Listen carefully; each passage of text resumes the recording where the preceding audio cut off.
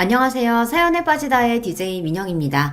오늘도 두 가지 사연 준비되어 있으니 끝까지 함께 해주시고요. 구독과 좋아요 버튼도 눌러주세요. 그럼 오늘의 사연 함께 시작해 볼게요. 연애하고 결혼 같은 거 하느니 차라리 혼자 살다 총각 귀신 되겠습니다. 여자친구 없냐고 누가 물어보면 전 이렇게 대답하곤 합니다. 내 단호한 대답에 질문하던 사람은 머쓱해지고 더 이상 저에게 어떠한 것도 물어보지 않지요. 제가 어디 신체에 결함이 있냐고요? 한참 이성이 좋아 쫓아다닐 나이에 이상하시다고요. 맞습니다. 저라는 사람은 애초에 결혼이라는 제도에 회의감을 품고 그렇기 때문에 여자를 만날 마음은 더욱 없는 이른바 비혼주의자였습니다. 요즘 20, 30대 젊은 층의 비혼주의자가 많이 보이죠. 과한 결혼식 비용, 높은 주거 비용 등 경제적 이유로 결혼을 포기하는 사람도 있지만 저는 여자를 경멸하고 사랑을 믿지 않는 감정적 비혼주의자라고 할 수 있겠네요. 제가 왜 이런 사람이 되는가 생각해보면 그건 아마 제가 자라온 가정환경 탓이겠죠. 그래서 제가 들려드릴 이야기는 어쩌면 경악할 수도 있는 그런 놀랍고 슬픈 것일지도 모릅니다. 그래도 결코 평범하지 않은 제 이야기를 끝까지 놓치지 말고 들어주세요. 아직 제 직장이나 주변 사람들은 이런 저의 개인사를 하나도 모르세요. 그만큼 비밀스러운 이야기이기 때문에 저를 비롯한 사람들의 이름을 가명으로 쓰는 점 너른 양해 부탁드립니다. 그럼 이제부터 제가 살아온 이야기를 시작해 볼게요. 제가 기억할 수 있는 한 아주 어렸던 기억을 떠올려 보면 보이는 건 시골의 낡은 집, 거기서 곤충이나 잡고 놀며 매일 혼자 시간을 죽이는 무료한 시간들이었습니다. 세상에서 별로 무서워할 것 없는 제가 지금까지 죽어도 못하겠는 일은 바로 혼밥입니다. 할아버지가 일 나가시기 전에 저 먹으라고 개다리 소반에 차려놓으신 밥을 혼자 먹었던 때가 뼈에 사무치게 외롭고 싫었어요.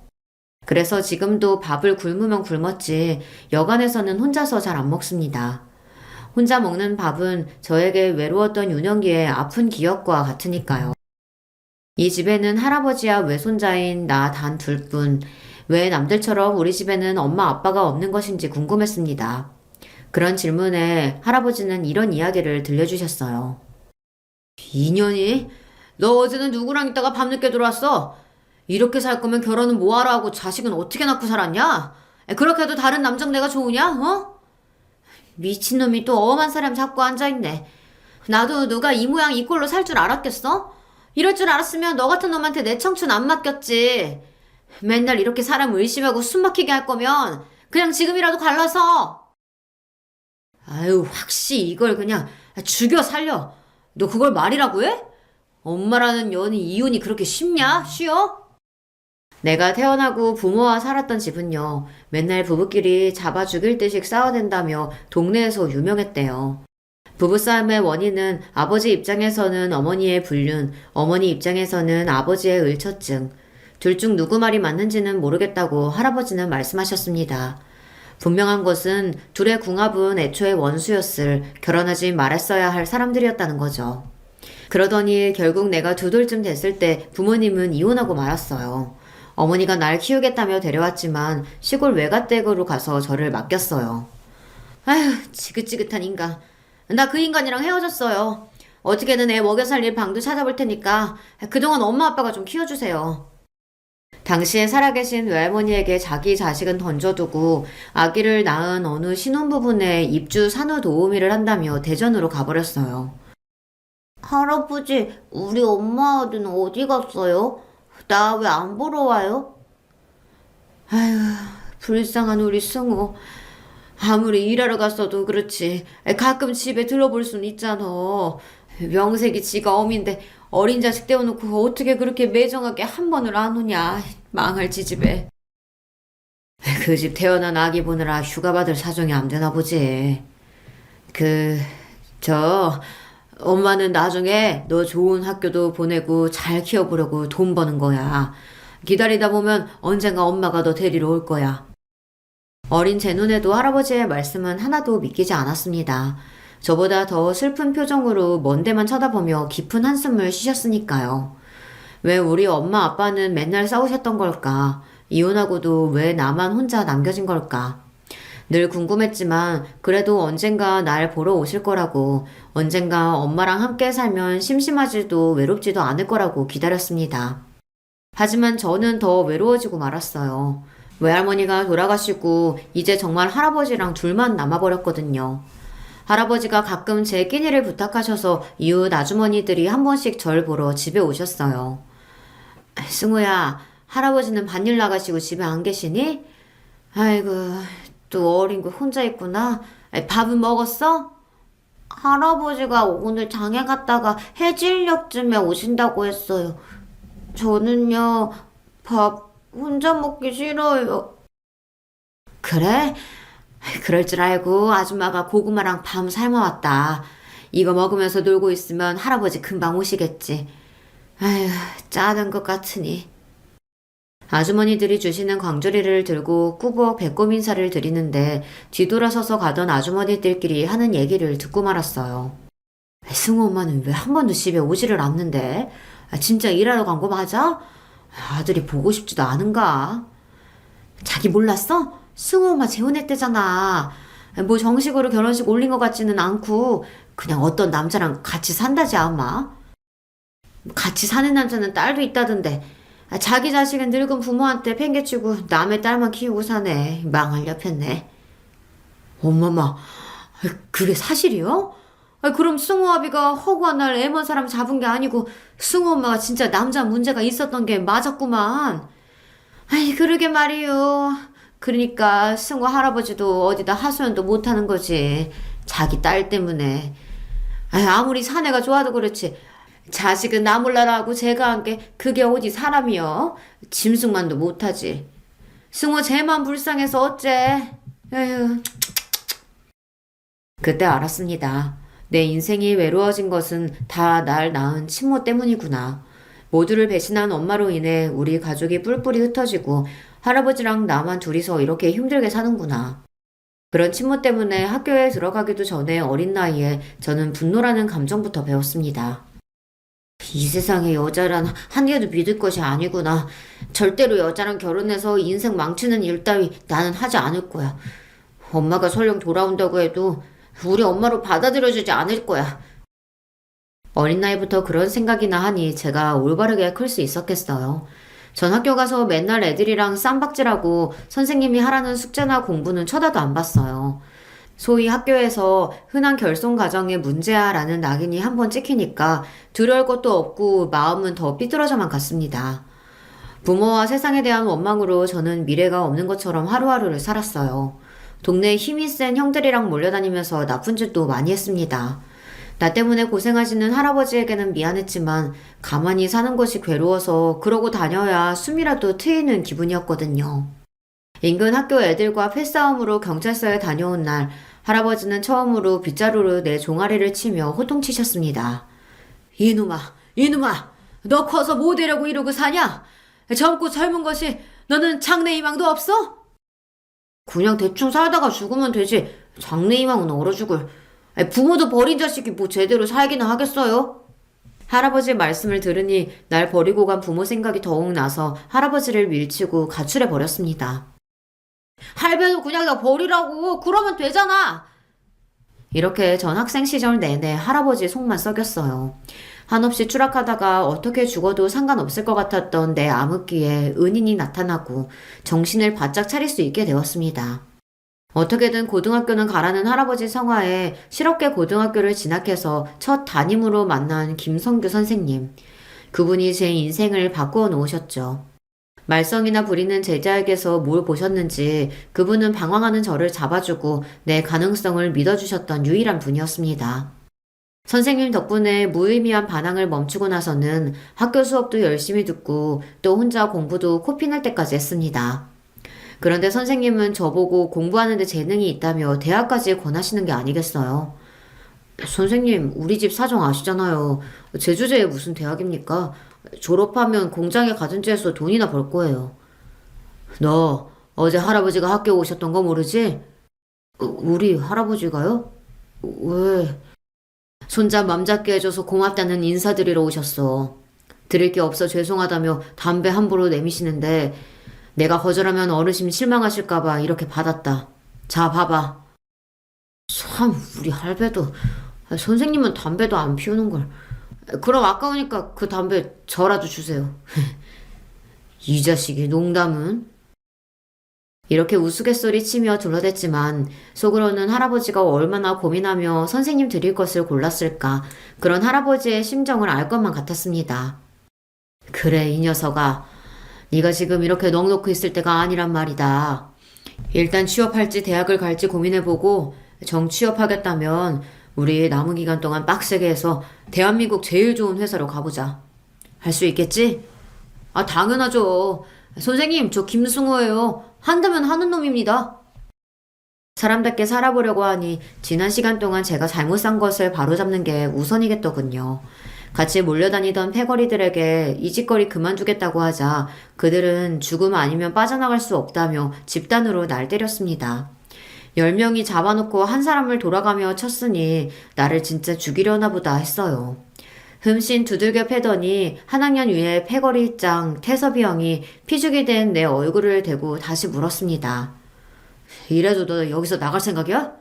도대체 왜? 빌어먹을 엄마 때문에 손주까지 떠맡은 우리 불쌍한 할배. 이제 할배 고생 안 시키려고요. 나 취직해서 돈 벌고 할배한테 효도하고 살 겁니다. 에휴, 이 지독한 새끼. 그래, 네 뜻대로 잘 살아라. 형은 치료비하라며 10만 원을 던져주고 패거리를 끌고 사라졌습니다. 오랜 방황을 끝내고 저는 미친 듯이 공부했어요. 어디서부터 손대야 할지 모르겠으나 김성규 선생님이 주시는 교사용 문제집 중학교급부터 계속 들여다봤습니다. 뒤늦게 한다고 하기는 했는데 고1 성적이 워낙에 형편이 없으니 나중에 전교 1, 2등을 해도 내신 등급을 따라잡을 수 없겠더군요. 그래도 하루 4시간만 빼고는 공부하고 산업기사 자격증을 따는 등 선생님이 하라는 대로 다 했습니다. 선생님의 전폭적인 지지로 대기업 생산직 몇 군데에 원서를 냈는데 그중 한 곳에 합격하는 기쁨을 맞이하게 되었어요. 그렇게 좋은 회사에 취직했다는 소식에 우리 할아버지가 덩실덩실 춤까지 추시며 얼마나 좋아하시던지요. 회사에서 신입사원으로 입사해서는 선배들한테 독한 놈이라는 소리 징글맞게 듣고 일했어요. 다들 힘들어서 피하는 교대조 야간 근무는 제가 늘 자원해서 나섰죠. 야간에 하는 근무 수당이 훨씬 더 세거든요. 인생 바닥을 기던 놈이 어디 가서 좋은 회사 다닌다고 하면 사람들이 우러러보는 그 눈빛도 짜릿했습니다. 그 맛에 더 높은 직급을 가보겠다는 꿈도 품게 되었죠. 우리 파트 누구보다 야간과 주말에 많이 나오고 위에서 시키는 일은 잘하니까 늘 상사들이 칭찬하니까 언젠간 가능할 거라고 믿었습니다. 하지만 처음 꿈을 가진 저에게 난관이 생겼어요. 20대 초반 왕성한 체력일 때는 그래도 가능했는데 사람이 참 밤일에는 장사가 없던 것입니다. 한 달에 쉬는 날이 이틀뿐이었으니 몸도 더 이상 버틸 재간이 없죠. 그런데 몸보다 더 절 힘들게 하는 건 내 일에 비전이 없다는 사실이었습니다. 연차가 하나씩 늘어가며 현실의 벽에 직접 부딪히면서 느낀 좌절감은 누구보다 열심히 살았던 만큼 더 깊고 크게 다가왔습니다. 공돌이는 공돌이라 회사에서 제가 오를 수 있는 자리는 한계가 있다는 걸 여실히 느꼈죠. 대학 졸업장이 있고 없고에 따라 세상에서 내가 올라갈 수 있도록 열어주는 길은 정해져 있더군요. 스승의 날마다 은사이신 김성규 선생님을 찾아뵙곤 했어요. 삼겹살 굽고 소주를 마시며 제 고민을 들어주시던 선생님은 한 가지 해답을 주셨습니다. 그러지 말고 너 아예 이참에 대학에 가보는 게 어떻겠냐? 예? 대학이요? 제가 벌써 24살이에요. 학교 그만둔 지 몇 년인데 지금 와서 어떻게 대학에 갈 수 있겠습니까? 실업계 고교 출신자 특별 전형이라는 제도가 대학마다 있거든. 너 회사 다닌 경력 살려서 지원해봐. 선생님이 어디 지원해볼 만한 데 있는지 찾아서 도와줄 테니. 또 한 번 선생님의 도움으로 저는 대학이라는 꿈을 꿀 수 있게 되었습니다. 입시 면접 때 내가 하던 업무에 관련해서 자신감 있게 어필해서인지 선생님이 찍어준 대학 중 한 곳에 합격할 수 있었죠. 월급 많이 주는 좋은 직장 때려치고 늦은 나이 무슨 대학이냐며 주변 모든 사람들이 절 말렸어요. 하지만 전 뭐 하나 꽂히면 코뿔소처럼 직진하는 성격이라서 누구의 우려도 귀에 들어오지 않았어요. 할아버지 역시 내 결정에 근심이 누구보다 컸겠지만 그래도 절 믿어주셨습니다. 네가 원래 어릴 때부터 아주 똑똑했었지. 나가서 돈 벌어온다고 괜히 책임감 같은 거 느낄 필요 없다. 이 할아버지 아직 일할 수 있고 우리 장손이 대학 가겠다는 건 아주 잘한 결정이요. 늦은 나이에 캠퍼스에 들어서서 감개무량했지만 저는 독하게 마음을 먹었습니다. 대학에 있는 시간 동안 내가 1년에 몇 천만 원 버는 것 이상으로 뽑아먹고 나와야 한다. 모든 학점을 A로 도배해서 과 수석을 놓치지 않았고 교수님들을 끝까지 늘고 물어주면서 궁금한 건 해결해야 직성이 풀리는 저를 과에서 모르는 사람이 없을 정도였습니다. 오로지 대학 수업 듣고 도서관에서 공부하고 수업이 없을 때는 아르바이트하며 치열하게 살았어요. 저 형은 친구도 없이 맨날 혼자 다니고 무슨 낙으로 사냐는 주변 시선이 있었지만 늘 지독한 외로움 속에 자랐던 저에게 혼자 대학 캠퍼스를 누비는 것은 아무것도 아니었죠. 다만 앞에서 얘기했다시피 전 혼밥이 너무 싫어서 수업 끝나고 동기들끼리 우르르 몰려가면 저도 괜히 끼어서 같이 밥을 먹었습니다. 하지만 나이는 많지 맨날 과 수석 차지하면서 살갑게 얘기도 안 나누는 형 오빠가 그들에게 편할 리 없겠죠. 동기들은 하나 둘 핑계를 대며 나와 같이 밥 먹기를 꺼리더니 결국 딱 한 명만 남더군요. 그 아이는 나보다 4살 어린 동기 현아였습니다. 현아는 늘 웃음을 머금고 있는 밝고 활달한 여자애인데요. 친한 동기들이 날 따돌리고 가는 걸 알면서도 자기만은 나랑 같이 밥을 먹어주었습니다. 별 대화도 없이 같이 마주보고 밥 먹고 일어서서 잘가 하는 인사로 헤어지는 날이 여러 날이었어요. 애초에 인간에 대해, 특히 여자에 대해 조금도 믿지 않는 저로서는 이 현아라는 친구가 궁금해지기 시작했죠. 너 내가 불쌍한 놈 같아서 계속 같이 밥 먹어주는 거냐? 하지만 현아는 난감하다는 표정만 지을 뿐 별다른 말이 없었습니다. 솔직히 말해봐. 우리과 애들이 날 어떻게 보는지 내가 모르는 것도 아니고 너도 나 불편하고 싫잖아. 근데 왜 나랑 밥 먹어주냐고. 나한테 뭐 원하는 거 있어? 오빠 혼자 밥 먹기 싫어하잖아요. 그게 마음에 걸려서. 그 때문이에요. 걔는 딱 봐도 곱게 자란 착하고 순수한 아이예요. 제 딴에는 솔직하게 한 대답인데 괜히 그 말에 내가 뜨끔해서 그녀를 상처 주고만 싶었습니다. 알량한 동정심이네. 온실속 화초처럼 자란 네가 나에 대해 뭘 알아? 좋은 부모 밑에서 세상 어려움 모르고 자란 사람에게 튀어나오는 일종의 열등감 같은 거였죠. 가시돋친 내 말에 상처받은 표정을 짓고 밥을 다 먹기도 전에 그 애는 식판을 가지고 일어났습니다. 인사도 없이 그렇게 나가는 현아를 보면서 속으로는 저 솔직히 불안했어요. 이제 나 같은 놈이랑 밥도 안 먹어주겠네. 나를 아예 모르는 사람처럼 무시하려나. 그런데 뜻밖에도 다음날 수업이 끝나자 현아는 어딜 가자고 저를 끌었습니다. 학교 뒤 야트막한 산 중턱 공원에 가더니 거기 테이블에 가방을 내려놓더군요. 야, 여기나 왜 데려온 거야? 합격 식당 가서 점심이나 먹자. 가만히 좀 있어 봐봐요. 성격은 급해가지고. 자, 다 됐어요. 이제 같이 먹어요. 가방에서 뭘 주섬주섬 꺼내더니 밥과 소세지 볶음이랑 김치볶음, 김 등 반찬들을 차려놓고 나한테 같이 먹자는 겁니다. 네가 직접 싸온 이 도시락을 같이 먹자고 날 데려온 거야? 왜? 나 같은 놈한테 너 왜 자꾸 잘해주는 거냐고. 소세지 반찬을 입에 넣고 우물거리던 현아는 나를 빤히 보며 얘기를 시작했어요. 그럼 나처럼 곱게 산 애가 오빠한테 잘해주면 무조건 동정심인 거예요? 이게 무슨 감정인지는 나도 처음 겪으니까 잘은 모르겠어요. 그런데 오빠같이 뻣뻣하고 무심한 사람이 자꾸 우리한테 끼어서 밥 먹는 걸 보니까 그 마음이 완전히 이해되더라고요. 나도 혼자 밥 먹는 게 죽기보다 싫은 애라서 그런가 봐요. 그저 혼밥하기 싫은 사람들끼리 같이 밥 먹으면 좋잖아요. 맨날 둘이서 학식 먹으니까 과에 이상한 소문 돌아요. 그래서 앞으로는 식당 밖에서 이렇게 먹자고요. 난 현아의 말에 얌전히 맞은편에 앉아 현아가 싸온 도시락을 먹기 시작했습니다. 너 생각보다 반찬 잘 만든다. 다 엄마가 만들어준 거지? 뭐래. 나도 어릴 때 혼자 많이 차려 먹었어요. 내가 할 줄 아는 반찬, 내가 잘 먹는 반찬은 딱 요 정도예요. 어떻게 먹을만 해요? 먹을만 하냐고? 엄청 맛있어서 네가 만든 게 믿겨지지 않을 정도다, 야. 다음날부터 나와 현아는 번갈아가며 도시락을 싸와서 함께 먹고 또 어떤 날은 식당에 가서 먹기도 하고 대학생활 내내 현아는 내 밥 친구였습니다.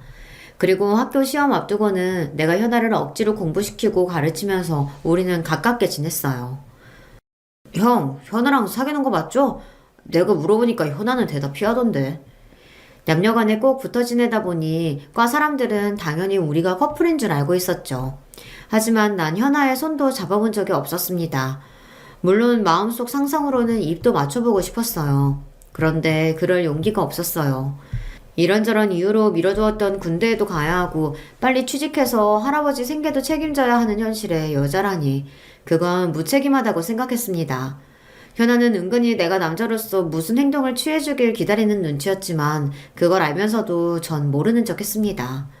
회사 박차고 나와 원하던 대학 졸업장은 손에 거머쥐게 되었지만 자칫 백수가 될 수 있으니까 빨리 좋은 회사에 들어가야죠. 그래서 내 조건으로 갈 수 있는 직장, 전보다 더 좋은 직장을 무수히 알아보고 문을 두드렸습니다.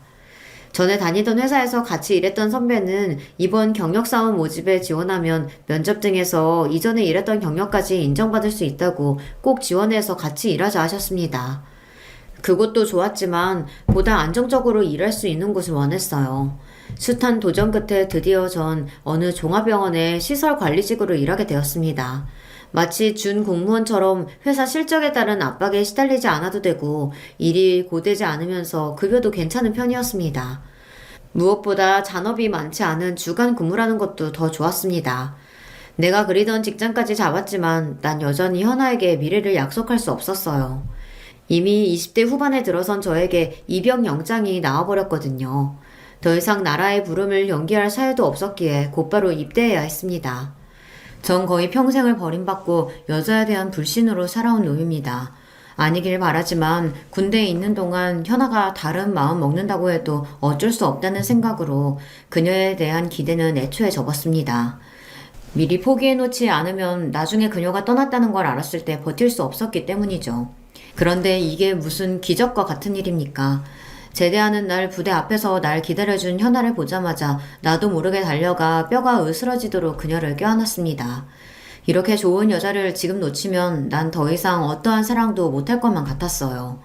더 이상 어떤 망설임도 없이 현아를 내 여자로 만들고 세상 누구보다 행복하게 만들 것을 다짐했습니다. 우리 바로 결혼하자.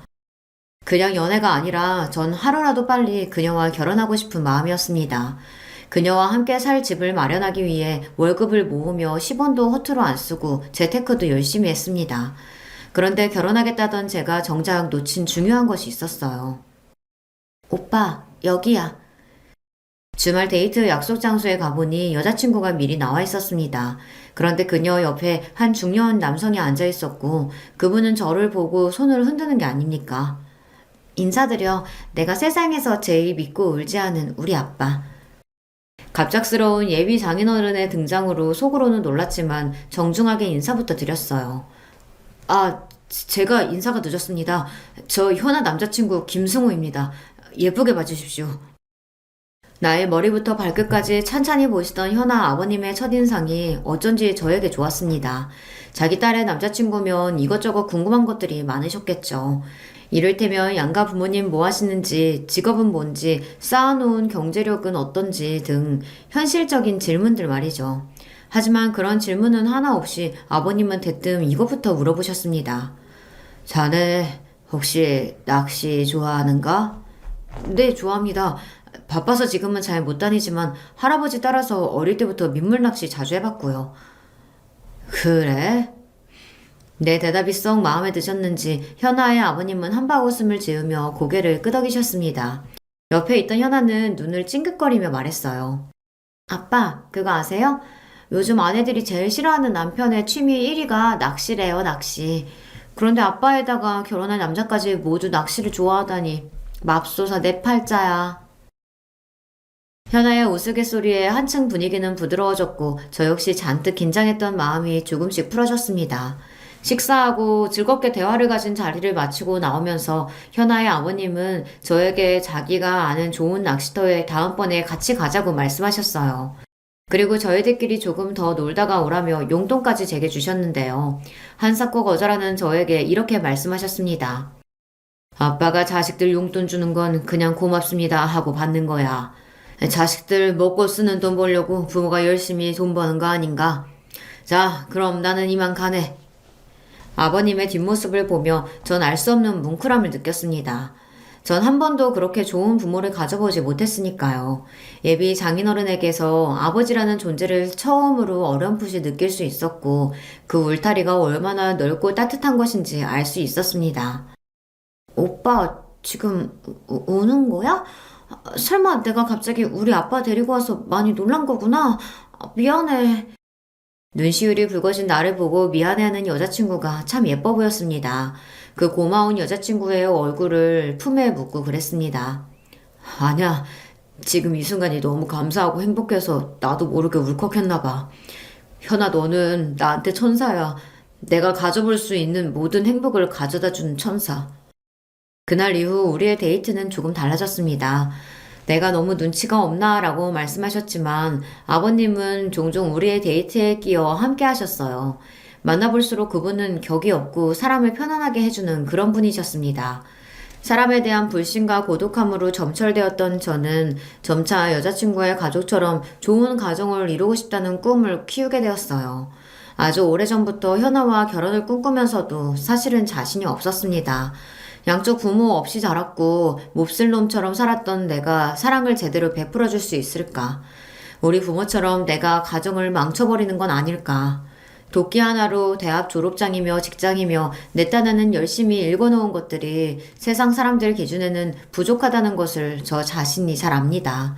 더구나 딸을 시집 보내야 할 남자로서는 더욱 기대에 못 미치는 사람이겠죠. 그렇게 가진 것 없는 저를 좋게 봐주시고 친자식처럼 대해주시는 아버님의 진심이 의아하기도 했지만 점차 감사함으로 받아들이기 시작했습니다. 물론 현아의 어머님은 저를 별로 마음에 들어하지 않으셨어요. 저에게는 어머님의 그런 모습이 원망스러운 것이 아니라 도리어 당연하다고 생각했습니다. 제 가정 환경 때문에 곱지 않게 보는 시선은 어려서부터 익숙했으니까요. 그리고 장모님도 언젠가 날 인정해 주실 거라는 이상한 믿음마저 들었던 건 아마 현아와 아버님 덕분이 아닐까 합니다. 우리 할아버지에게 현아를 결혼할 여자라고 인사시켜 드렸을 때 그 무뚝뚝하신 영감이 나를 대할 때와는 영 딴판으로 대하셨습니다. 아주 잘 왔어요. 승호가 불쌍하고 가여운 아이지만 그래도 자기 사람은 끔찍히 챙기는 녀석이지. 오죽하면 할아버지 책임지겠다고 20되기도 전에 일해서 돈 벌어 왔겠어? 상처 많은 아이니까 아가씨가 잘 보듬어 줘요. 이놈 앞으로 잘 부탁합니다. 한참 어린 여자친구에게 존댓말까지 써가며 공손하게 말씀하시는 할아버지에게 우리는 적잖이 놀랐습니다. 네, 아무 걱정하지 마시고 승우 오빠는 저만 믿고 맡겨주세요. 그런데 할아버지, 여기 이렇게 파스 다 붙이면 피부암 걸리셔서 안 돼요. 마치 어린 시절 만났던 할아버지를 세월이 흘러 다시 만난 것처럼 친근한 모습으로 현아는 우리 할아버지를 대해주었습니다. 자기 손으로 할아버지 파스를 새로 붙여주면서 소근소근 내 흉도 보던걸요. 이렇게 상황이 흘러가니 현아와의 결혼은 꿈이 아니라 곧 다가올 현실이 되었습니다. 양가에서 우리를 축복해 주시니 곧 있을 상견례도 형식적인 인사다 그렇게만 생각했죠. 이제부터 제가 감히 예상치 못한 엄청난 일들이 몰려올 거란 걸 그땐 까맣게 몰랐으니까요. 상견례 장소는 할아버지 사시는 동네에 있는 식당이었습니다. 예비 장인어른께서 연로하신 우리 할아버지를 배려해 주신 덕분이었죠. 할아버지를 모시고 같이 식당 복도를 통해 예약한 방으로 걸어가고 있을 때 저 멀리 예비 장인어른의 목소리가 들렸습니다. 아니, 이 동네는? 그러니까 승호 할아버님이 이 동네에 사신단 말이지? 기묘하구만. 이윽고 문을 열고 들어오는 할아버지와 장인어른을 쳐다보는데 이미 두 분은 서로 눈을 맞추고 있는 상태셨습니다. 아니, 두 분은 단순히 눈을 맞춘 것이 아니라 서로 빤히 보며 믿기질 않는 표정을 지으셨어요. 자네는 어떻게 자네가 이 자리에 있는가? 할아버지 못지않게 예비 장인도 할아버지께 뭐라 말씀도 못하시고 진땀만 흘려댔습니다. 그렇게 당황하시는 할아버지나 예비 장인어른의 모습은 본 적이 없어요. 아버님, 그러니까 지금 제왕이가... 장인어른이 무슨 말을 하려고 하던 그때 할아버지는 다리에 힘이 풀려 쓰러지고 마셨어요. 그 자리에 있던 모두 놀라 무엇을 어찌할 바를 몰랐습니다. 할아버지가 어떻게 되실까봐 무서운 나머지 불이 나게 쓰러진 할아버지를 업고 병원으로 갔죠. 혹시 할아버지에게 큰 병이 생긴 건 아닌지 걱정하며 병원 의사에게 상태를 물어보니 일단 지금 상태 같아서는 혈압과 당뇨로 인한 일시적 쇼크 같아 보이니 안심하세요. 그래도 워낙 곤형이시니까 몇 가지 검사차 입원실로 옮겨 환자분 지켜봅시다. 안도의 숨을 쉬고 누워 계신 할아버지를 보고 있었습니다. 어느새 이렇게 나이를 잡수시고 건강이 나빠지셨는지를 걱정하던 그때 할아버지는 눈을 깜짝 뜨셨어요. 할아버지, 이제 정신이 드세요? 분명 의식을 차리셨고 눈동자를 여기저기 살피는 모습이 괜찮아 보이시긴 하는데 제 질문에 할아버지는 아무 대답이 없으셨습니다. 그러고 한참 뒤에 할아버지 입에서 뜻밖의 질문이 나왔어요. 너 이 결혼 반드시 해야 하겠냐? 아니, 갑자기 무슨 말씀이세요? 할아버지께서도 우리 현아 이뻐하셨잖아요. 갑자기 왜 그러시는 거예요? 이 일을 어쩌면 좋으냐? 라며 할아버지는 가슴을 치면서 눈물만 흘리셨습니다. 할아버지 참 이상하다 싶은 그때 제 전화가 울렸습니다. 현아야, 장인어른 장모님 모시고 집에 잘 들어갔어? 미안하다. 우리 할아버지 때문에 상견례 망치고. 그런데 너는 왜 우는 거야? 수화기 너머로 분명 현아가 울고 있는 소리가 들렸습니다. 오빠, 갑자기 우리 아빠가 이 결혼 없던 일로 하라고 무섭게 돌변하셔서 말씀하셔. 엄마도 이 기회에 잘 됐다며 아빠 거들고 갑자기 부모님 모두 우리 결혼 반대하겠다는데 이를 어쩌면 좋아? 할아버지는 이유도 없이 갑자기 쓰러지시고는 내 결혼을 안타까워하시질 않나. 상견례에서 서로 뭘 한 것도 없는데 갑자기 태도를 바꾸신 장인어른이나 저로서는 정말 이해할 수 없는 일이었습니다. 순탄하게 흘러오던 결혼은 이제 양가의 반대에 부딪히고 말았습니다. 그렇게 날 따뜻하게 대해주시던 장인어른은 이제 절 보려고도 하지 않고 제 전화도 받질 않으셨어요. 현아 부모님을 만나지도 못하니 설득하기도 어려웠는데요. 우리 할아버지까지 역시 이 결혼은 무르는 게 맞다는 말씀만 하십니다. 그 가운데 현아와 나 둘이서만 고군분투하던 어느 날 장인어른이 병원에 있는 나를 찾아오셨습니다. 여기 내 딸 왔지? 자네가 내 딸 숨겨두고 있는 거 맞는가? 네, 무슨 말씀이십니까? 할아버지 계신 병원에 현아를 숨겨두다뇨.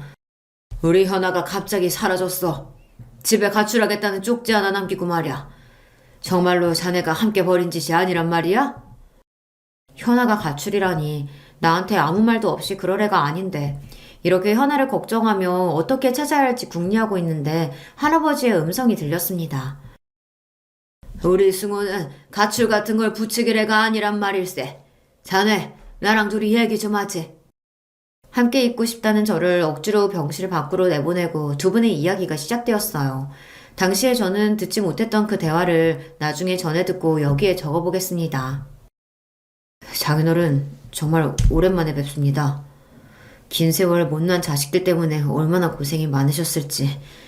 아이들 일이 이렇게 돼서 정말 어떻게 뵐 면목이 없습니다.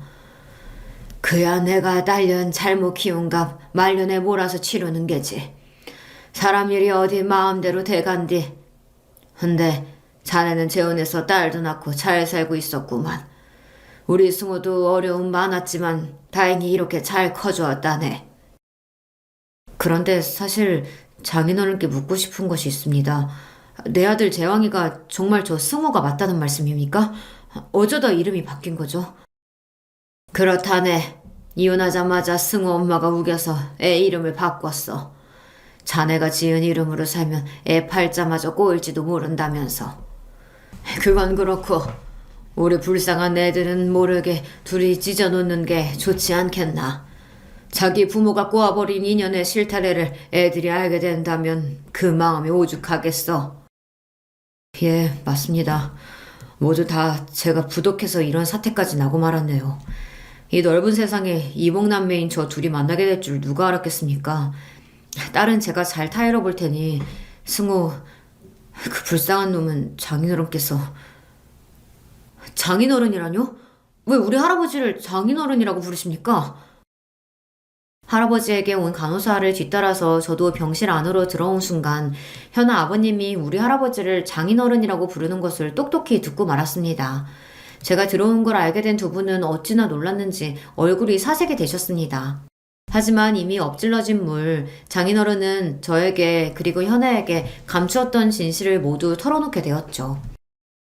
그러니까 장인어른이 옛날에 나를 낳고 헤어진 친부란 말씀입니까? 어떻게 이런 일이 있을 수 있어요? 어떡해요? 장인어른, 아니, 내 친구였던 남자는 이렇다 저렇다 어떤 말도 못하고 그저 눈만 감고 있을 뿐입니다. 이 기막힌 사연에 저는 이제 분노까지 치밀었습니다. 원통해요. 당신이 너무 원망스러워. 내 부모는 정말 자격 없는 자들이었어. 난 그런 부모에게서 나왔다는 이유만으로 버림받고 일생이 외로웠다고. 이제 나도 좀 행복해져 보겠다고 어렵게 만난 여자가 하필 내 이복동생? 미친 새끼. 나 같은 게 뭘 어떻게 남들처럼 살아보겠다고 기대를 하고. 차마 믿을 수 없는 진실에 내 정신이 나가버릴 것 같아 즉시 병원 밖으로 달려나갔어요. 이대로 콱 죽어버릴까도 싶고 누구를 어떻게 패버릴까도 싶은 심정이었습니다. 밀쳐 날뛰는 짐승처럼 거리를 쏘다니며 내 안의 분노를 잠재우고 있었어요. 그때 전화가 왔습니다. 이 불행의 희생양이 될 현아의 전화였어요. 현아야, 너 지금 어디니? 너 집에서 가출했다며? 왜 그랬어, 왜? 우리 아빠가 거기까지 갔구나. 미안해. 오빠한테도 미리 말 못할 만큼 상황이 급박했거든. 충동적으로 저지른 가출이지만 그래도 난 여전히 우리 아빠를 이해할 수가 없어. 설득 안 되는 이유로 오빠를 그만 만나라고 하는데 내가 어떻게 하겠어. 그냥 확 나와버렸지. 그래도 여자 혼자 어딜 가겠다는 거야. 안 돼. 위험해. 현아야. 그러니까 어서 집에 돌아가. 어쩌면 우리 이제 끝내야 하니까 말이야. 겨우겨우 참고 있던 눈물은 댐처럼 흘러나와 결국 현아도 무언가 잘못되었다는 걸 눈치채고 말았습니다. 그게 무슨 소리야? 우리가 왜 끝내? 오빠, 우리 아빠한테 무슨 얘기 듣고 그러는지 모르겠지만 오빠 지금 울어? 바보야. 우리 만나서 얘기해. 아니, 아니라고. 내가 말했잖아, 이 기집애야. 우리 만날 수 없는 인연이라고. 끝내야 한단 말이야. 그녀와의 전화를 일방적으로 끊고 전화기를 내동댕이 쳤습니다. 저는 더욱 미칠 것만 같았습니다. 목소리만 들어도 이렇게 좋은데 그 아이를 너무 사랑하는 걸 아는데 어떻게 헤어집니까? 내 부모는 유년 시절로도 모자라 내 평생의 사랑까지 엉망으로 만들었습니다. 망할 내 팔자. 전 바로 회사에 장기 휴가를 내고 낚시 가방만 들고서 그냥 떠났습니다. 고장난 핸드폰으로 내가 아는 모든 사람과 연락이 두절된 채 그대로 인연을 끊겠다는 마음으로 숨어들었다고 봐야죠. 이 낚시터 저 낚시터 떠돌고 다니다가 가끔 공중전화로 할아버지한테 전화로 안부 정도만 확인하고 살았어요. 정처 없이 떠돌이 생활하던 어느 날 불현듯 경기도 안성의 한 낚시터가 생각나서 그곳에 왔습니다. 고요한 저수지 수면에 낚싯대를 들이우고 앉아 있었어요. 인적도 드문 넓은 저수지에서 나를 아는 이가 있을 리 없는데 저 멀리 어떤 남성이 내 이름을 부르는 듯한 소리가 나는 겁니다. 다른 일행과 착각하는 건가 싶어 그 사람을 보내려고 했어요. 여기 낚시하는 사람 있어요. 저쪽이나 찾아가 보세요. 저벅저벅 쓱 저벅저벅 쓱 갈대밭을 헤치고 이윽고 내 앞에 선 사람은 바로 내 장인어른, 아니 내 친부였습니다. 역시 자네는 여기에 있군. 내가 어떻게 알고 자네 찾으러 이 낚시터 온 줄 아나? 여기까지 무슨 일이세요? 모르겠습니다. 27년이나 됐으려나. 네 엄마한테 이혼당하고 아들까지 뺏기고 나서 여기로 왔었어. 옛날 네 엄마랑 낚시 데이트하러 온 곳이기도 한데 죽을 장소를 생각하니까 왠지 여기부터 생각나더군. 그리고 저번에 밤낚시 좋은 데 없냐고 네가 묻길래 널 여기에 한번 데려왔었지. 피는 못 속인다더라. 딸이 결혼하겠다고 누굴 데려온다기에 난 그 도둑놈한테 엎어놓고 도망가게 해야지 싶었어. 그런데 널 보자마자 괜히 애틋하고 정이 가고 그랬다. 조건도 안 좋은 녀석인데 왜 마음부터 그렇게 끌리던지. 너도 참 인생이 어째 그렇게 꼬였냐. 잘 살아보지 않고선. 지금도 현아가 많이 보고 싶어? 어찌 마음 정리는 다 됐냐? 당신 진짜 무책임한 인간이네요. 자식이었던 나한테 미안하지도 않습니까? 이제 둘째 부인하고 낳은 딸만 걱정되는 모양이군요. 네, 걱정 마십시오. 나도 이복동생이랑 어떻게 해보려고 하는 파렴치한은 아니니까 말이에요. 내가 하려는 얘기는 그 얘기가 아니야. 둘이 헤어지라고 자네를 찾아온 게 아니란 말일세. 현아 쓰러져서 응급실에 가 있던 거 자네 모르지? 전 깜짝 놀랐습니다. 건강하던 그 아이가 갑자기 왜, 설마, 우리가 걱정했던 대로 그 아이는 이 출생의 비밀을 어떻게 알아내고 말았네. 그런데 이럴 때 자네가 연락 두절인 상태고 아마 그 아이 죽을 만큼 힘들었을 거야. 그래서 수면제를 30알이나 먹고 그만. 친부는 어깨를 들썩이며 눈물을 참았습니다. 저 역시 불쌍한 현아 생각에 울음을 터뜨리고 말았어요. 우리 둘은 각자의 눈물을 쏟아내고 진정되기까지 시간이 필요했어요. 그 사이 물고기가 입질을 하는지 낚싯대에 찌가 울렸지만 그것과 씨를 말 겨를은 없었죠. 현아는 지금 괜찮아진 겁니까? 다행히도 제 엄마가 바로 발견해서 병원 처치를 받아서 괜찮다네.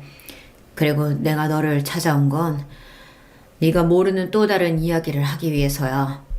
사실 현아는 네 이복 동생이 아니다.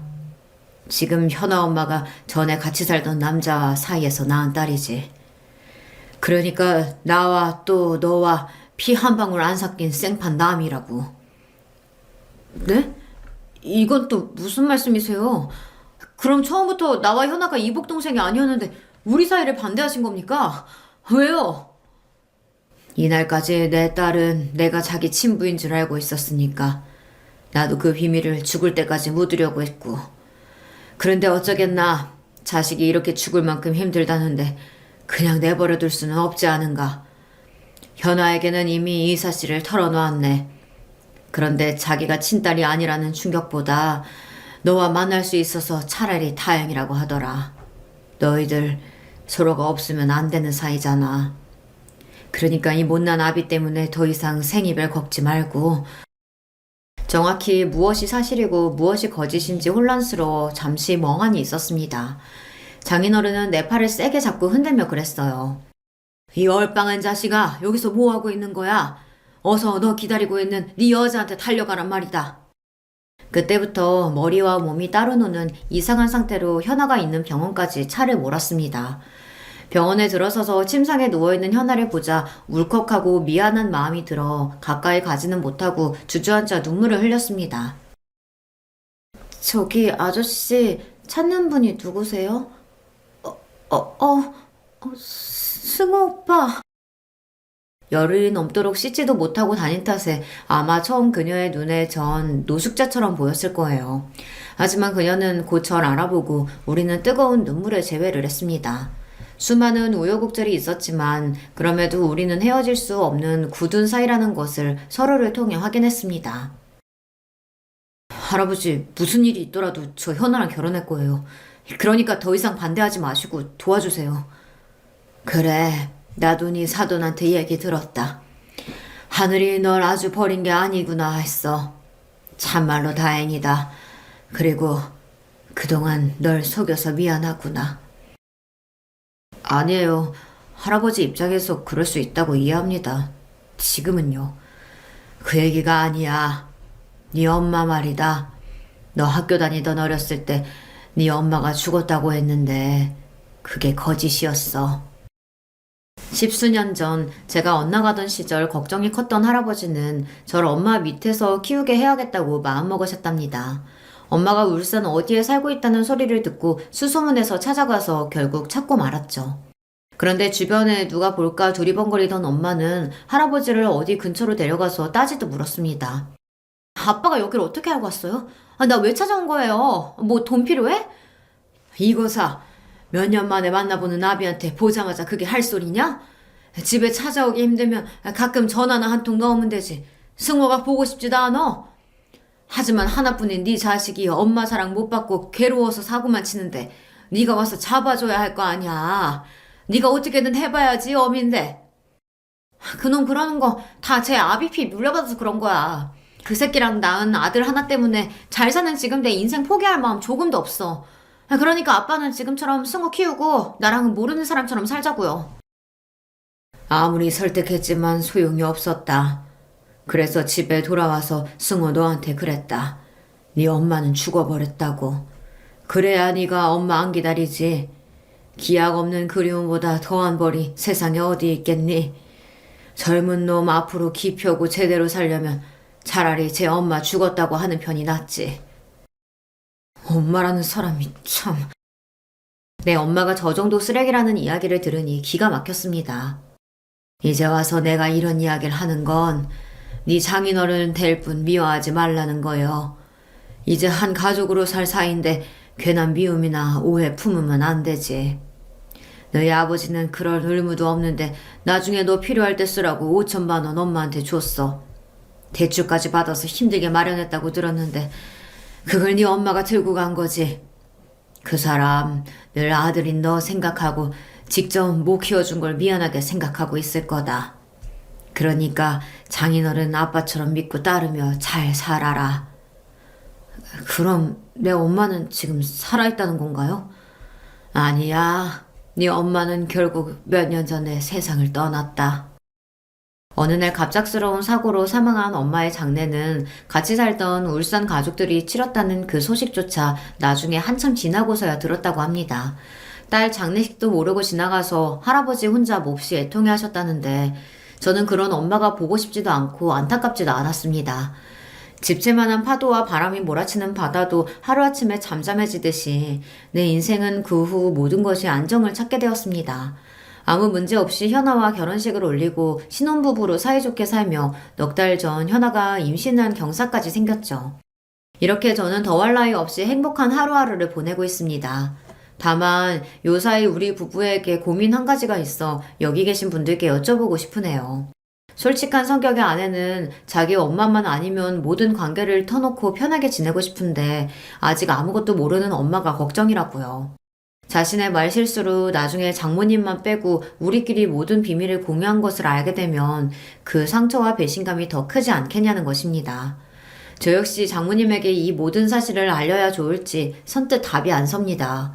물론 아버님과 할아버지는 장모님이 모르시는 게 좋겠다는 입장이시지만 말입니다. 아내가 장인어른이 자기 친부가 아니라는 사실을 안다는 것과 저와 장인어른의 관계를 장모님에게 끝까지 비밀로 해야 할까요? 여러분의 생각이 궁금합니다. 이렇게 길었던 저의 이야기를 모두 털어놓으니 어쩐지 속이 후련한 기분입니다. 또 제 사연을 들어주신 여러분에게 고맙습니다. 저는 지금처럼 아내랑 새로 태어날 아이와 함께 행복한 가정을 위해 열심히 살아보겠습니다. 그럼 함께 해주신 구독자 여러분, 안녕히 계세요.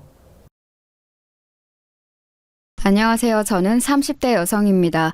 제가 겪었던 일 중 가장 황당했던 일을 한번 이야기 나눠보고 싶어서 사연을 보내봅니다.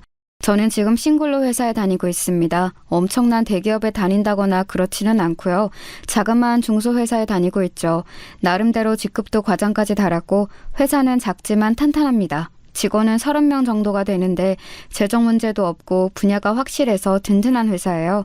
물론 작은 회사이니만큼 연봉이 높지는 않습니다. 원래 제가 이 나이까지 미혼으로 남아있을 생각은 아니었어요. 물론 지금 30대까지 처녀인 게 흠이 되는 세상은 아니지만 저 개인적으로는 일찍 결혼해서 아기도 한 두셋 낳고 빨리 키운 후에 남편과 둘의 즐거운 노후를 누리자, 이런 게 인생 계획이었거든요. 자식들 잘 기르고 싶은 목표도 있었고요. 그래서 대학 졸업 후에 가능한 빨리 결혼을 하려고 했습니다. 거의 취업과 동시에 결혼하려고 작정하고 예비신랑하고 약혼까지 했었죠. 약혼이라고 해서 뭐 거창하게 약혼식 같은 걸 했던 건 아니고요. 예비신랑이 저한테 먼저 반지 하나를 주고 우리 꼭 결혼하자, 이런 식으로 약속했었거든요. 예비신랑 이야기를 먼저 해드려야겠네요. 저 대학 시절에 만난 사람이었는데 대학 동기였습니다. 저한테 약혼하자고 할 때는 군대에서 갓 전역한 시기였지요. 아무래도 여자하고 남자는 군대 때문에 졸업식이 차이가 있으니까요. 참 성실하고 착하고 숙기 없는 사람이었습니다. 적어도 제가 당하기 전까지는 저 자신을 그렇게 생각하고 참 사랑하던 남자였어요. 처음 대학에 입학했을 때 동기끼리 MT도 가고 하잖아요. 그때 먼저 친구로 친해졌습니다. 당시 저하고 남자친구, 그러니까 예비신랑은 같은 과여서 먼저 친해졌고요. 서로 썸을 타면서 같은 동아리에 들었는데 거기에서 만난 같은 학번 친구가 있었습니다. 그런데 그 친구가 의대였어요. 아주 예쁘기도 하고 의대라서 뭔가 같은 학교 내에서도 넘사벽이라는 이미지가 있었죠. 아무래도 의대하고 다른 과는 같은 학교라고 해서 입결이 비슷한 수준이라고 할 수가 없잖아요. 공부하는 수준 차이가 엄청나게 났으니까요. 그래서 셋이 같이 다니면서 친해졌는데 남자친구는 항상 제 친구가 너무 부담스럽다고 제 옆에 숨투시 해서 다녔어요. 제 친구는 의대에 다니는 것도 그렇고 얼굴도 수수하니 예쁘장한 편이었거든요. 집안은 뭐 그렇게 잘 사는 편은 아니라는데 그래서 좀 힘들어하기는 했어요. 의대에는 잘 사는 학생들도 많고 애초에 부모님도 의사인 경우가 많아서 그 친구가 아무래도 힘든 모양이더라고요. 그래서 동아리 나와서 타과생들과 어울리면서 위로를 좀 받는 것 같았어요. 저는 그 친구가 안쓰러워서 잘해주려고 노력을 참 많이 했었죠. 의대라서 공부량은 타과 대비 넘사벽이었고 집안은 따라주지 않아서 학비를 벌기 위해 알바도 따로 해야 했고 그 친구도 참 많이 고생을 하고 있었거든요. 그런데 그런 상황에 남자친구는 제 옆에 숨어서 그 친구가 부담스럽다며 피하고 있으니 좀 답답하게 느껴졌었죠. 그 당시에는 그저 썸 타는 관계였던 남자친구하고 정식으로 사귀게 되고 난 이후에도 언제나 그랬어요. 처음보다는 좀 나아지기는 했지만 의대 친구는 저희랑 있는 걸 무척 좋아했는데 남자친구는 어색하고 대면대면해서 싫다고 자꾸만 자리를 피했죠. 의대 친구는 눈치가 빨라서 미리 다 알더라고요. 그래도 제가 너무 어색해하지 말라고 나랑 놀면 되지 않냐고 의대 친구를 달래서 같이 지냈거든요. 어차피 셋이 같은 동아리이기도 했고 그 동아리에 같은 학번이 저희밖에 없기도 했으니까요. 그리고 남편이 남들보다 조금 늦은 시기에 군대에 갔고 저는 의대 친구하고 더 붙어 다니면서 많이 친해졌어요. 원래도 친했지만 그 시기에는 진짜 베프처럼 지냈었죠. 그 친구는 그래도 의과대에도 친구가 많이 생긴 것 같았지만 제가 더 편하고 좋다면서 저하고 거의 다녔어요. 솔직히 저는 좋으면서도 싫은 면이 있긴 했었어요. 그 친구가 소박하고 얌전하게 생겼는데 그런데도 되게 예쁘장한 느낌이 있었거든요. 저도 나름 예쁘게 생겼다고 생각했지만 의대 갈 만큼 공부도 잘하는 얘가 그렇게 예쁘니까 솔직히 그 친구는 기다리면 의사 될 거고 100% 지내면 절대 나쁠 일도 없는 거라 좋긴 했는데 너무 스펙이 좋아서 곁에 같이 다니는 제가 좀 주눅들 때가 많았어요. 겉으로 보면 비슷비슷하게 예쁜데 까놓고 보면 의대하고 문과대였으니 그리고 그 친구도 그걸 알아서 좀 무줄될 때가 있기도 했었죠. 사실 의대 애들이 건방진 경우 엄청 많거든요. 다른 과 학생들은 같은 학교로도 안 치는 경우가 많았고 진짜 동무는 자기네 과만 진짜라고 생각하는 애들도 많았고요. 그 친구는 그 정도는 아니었는데 같이 다니다 보면 저하고 같은 수준으로는 전혀 생각하지 않는 그런 느낌이 참 많이 들기도 했어요. 그럴 때면 상당히 속상하기도 하고 애랑 같이 계속 친구를 해야 하나 싶기도 했지만 뭐 친구 사이라는 게 속상한 일 하나도 없이 유지되는 건 아니잖아요. 그래서 그냥 제 쪽이 조금 손해본다 생각하고 지내기로 했었죠. 그리고 남친이 전역하고 돌아왔어요. 그때 제가 졸업반이었고 졸업식 직후에 남친이 반지를 주면서 자기 대학 졸업하고 나면 바로 결혼하자고 하더라고요. 일종의 약혼이었죠. 저도 이 남자친구하고 결혼하고 싶다고 늘 생각해왔기 때문에 기쁘게 받아들였어요. 제가 졸업하면서 바로 칼취업을 했기 때문에 남자친구는 제가 다른 남자를 사귈까봐 불안했다고 하더라고요. 조금 더 능력 있고 잘난 남자들이 주변에 있을 게 뻔하니까요. 뭐 그렇게 큰 대기업도 아니고 중소기업에 취직했는데도 좀 불안해하더라고요. 그래서 제가 저를 믿어라, 난 너를 떠나지 않는다 하면서 안심시켜줬어요. 그러고 나서 2년 뒤 남자친구가 졸업했죠. 그 사이에 먼저 돈을 벌고 있던 제가 남자친구한테 용돈도 보조해주고 교재 사는 비용도 보태주고 그랬어요. 데이트 비용도 당연히 제가 다 냈고요. 이건 당연하다고 생각했고 지금도 불만은 없어요. 일단 제가 돈 버는 직장인이었고 남자친구는 학생이었으니까요. 남자친구도 처음에는 좀 부끄러워하다가 제가 그러지 말라고 나중에 네가 돈 잘 벌 건데 그때 날 책임져주면 되지 않냐고 했더니 알겠다면서 당당해지더군요. 남자친구는 그래도 학점 관리와 스펙 관리를 열심히 해서인지 바로 취업이 되었어요. 게다가 대기업에 취업해서 연봉도 상당히 높더라고요. 초봉이 2년 차인 저보다 훨씬 높아서 너무 부럽기도 했고 동시에 결혼하면 우리가 어차피 같은 경제 공동체일 거니까 좋기도 했어요. 요즘 뭐 부부들이 반반 생활비 한다지만 그래도 어쨌든 돈 같이 모아서 집도 사고 하잖아요. 남편이 돈 잘 버는 게 절대 나쁠 리가 없었죠. 저는 남자친구가 이미 반지도 줬겠다. 당연히 취업하자마자 결혼하게 될 줄 알았어요. 그런데 취업 축하 겸 같이 신나게 놀기도 하면서 시간이 조금씩 흐르는데도 결혼 이야기를 조금 더 꺼내지 않더라고요. 그래서 제가 그 친구 취업하고 나서 6개월쯤 지났을 때 조심스럽게 이야기를 꺼내보았었죠. 자기, 우리 이제 결혼 준비해야 하지 않을까? 결혼? 나 아직 준비가 안 되었는데. 준비가 뭐가 필요해? 취업 막 해서 모은 돈도 없고 지금 직장 적응하는 것만도 힘들어. 알잖아. 남자친구는 귀찮다는 듯이 말했어요. 저는 그 내용은 그럴 법하다고 생각했지만 남자친구가 말하던 그 귀찮은 듯한 태도가 너무 충격이었죠. 여태까지 남친이 그런 식으로 저한테 말한 적이 없었거든요. 워낙 순하고 착한 사람이었기 때문에요. 저는 그날 그냥 알았다고 하자 그날 밤 소가리를 좀 했었죠. 혹시 대기업에 취업해서 마음이 바뀐 건가? 그동안 뒷바라지 해왔던 나는 별로가 된 건가 싶었어요. 대기업에 들어갔으니 거기는 얼마나 예쁘고 상냥한 여직원이 많겠나 싶기도 했고요. 그날 밤 계속 잠도 못 자고 있다가 속상한 마음에 베프였던 의대 친구한테 전화를 했어요. 의대는 6년 과장이라 당시 친구는 졸업 관련으로 정말 정신없이 바쁠 때였죠. 하지만 그런데도 그 친구는 저한테 전화를 받아서 제 징징거림을 모두 들어줬어요. 친구는 침착하라고 남친이 지금 직장 처음 들어가서 너무 힘들어서 그런 걸 거라고 충고를 해주었죠. 원래 직장 처음에 들어가면 적응하기 힘든 거 너도 겪어봐서 알지 않냐는 말에 정신이 조금 들기는 했어요. 국가고시니 졸업이니 해서 힘들고 피곤할 텐데 이런 제 징징거리며 고민 상담을 해주는 베프한테 고맙기도 했고요. 저는 베프의 말을 듣고 남친을 믿었습니다. 실제로 남자친구는 아주 피곤하게 끝없는 야근에 시달리고 있었어요. 남친이 들어간 대기업은 초봉이 높고 이름값도 높은 곳이었지만 그 연봉을 괜히 주는 게 아니더라고요. 게다가 워낙 스펙 좋고 잘난 사람들만 들어와서인지 그 사이에서 성과를 내야 하는 게 너무 힘들다면서 남친이 힘들어했어요. 저는 옆에서 그럴 때마다 다독거려 주었고 남친은 저밖에 없다면서 하소연을 하고는 했었죠. 결혼 이야기는 당분간 하지 말아야겠다 싶기도 했어요. 저렇게까지 힘들어하는 사람 앞에서 결혼 이야기는 좀 너무한 것 아니겠어요? 물론 저야 하루라도 빨리 결혼하고 싶은 마음이 있었지만 양쪽 모두가 하고 싶어야 할 수 있는 게 결혼이었으니까요. 제가 다정하게 다독여주고 나면 남친은 고맙다고 저한테 고급스러운 명품 지갑 같은 걸 선물로 사다 주기도 했고 꽃다발이나 작은 액세서리 같은 걸 사주기도 했어요. 고마운 마음을 매번 표현해주는 남친 덕분에 저도 크게 불안하지는 않았었지요.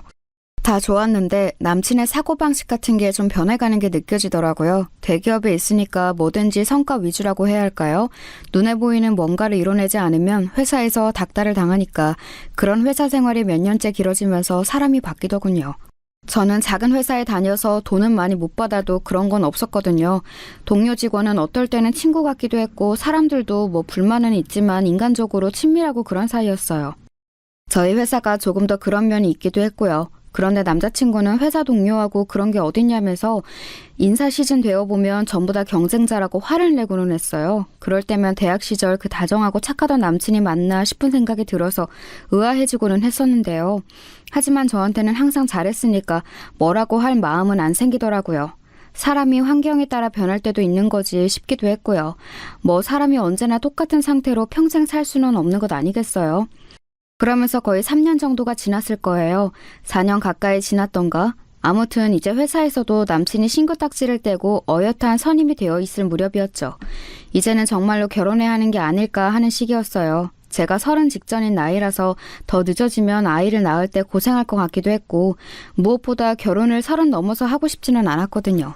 웨딩드레스 입은 신부가 20대인 것과 30대인 건 분명히 다르다고 생각해서요.